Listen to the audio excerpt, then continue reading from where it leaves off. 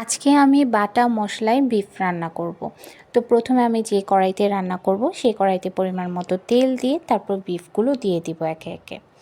এরপর আমি এখানে পেঁয়াজ কুচি দিব, এরপর মরিচ বাটা, হলুদ বাটা আর গরম মশলা বাটা দিয়ে আদা রসুন পেস্ট দিয়ে ভালো করে মেখে চেখে তারপর পরিমাণ মতো লবণ দিয়ে এরপর চুলায় বসিয়ে দিব।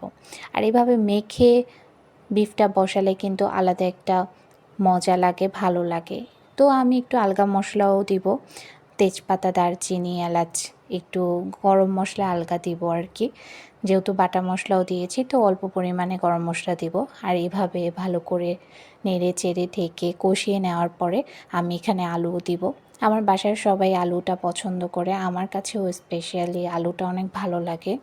তো ভালো করে কষিয়ে নেওয়ার পর আমি এখানে গরম পানি অ্যাড করব, যে যেমন ঝোল ঝোল খেতে চায় আর কি। তো আমি আজকে একটু ঝোল ঝোলই খাবো, তাই আমি ঝোল ঝোল রেখেছি। এরপর জিরা গুঁড়া দিয়ে আমার বিফটা কিন্তু রেডি। আর এটা কিন্তু ভালো একটা সময় ধরে রান্না করে কষিয়ে নিলে অনেক আলাদা একটা টেস্ট লাগে আর খেতেও ভালো লাগে। তো গরম গরম ভাতের সাথে এভাবে আমি সার্ভ করে নিলাম, সাথে একটু লেবু নিলাম, কাঁচামরিচ নিলাম। আমার কাছে এভাবে ভাত দিয়ে বিফটা ঝাল ঝাল করে খেতে অনেক বেশি ভালো লাগে।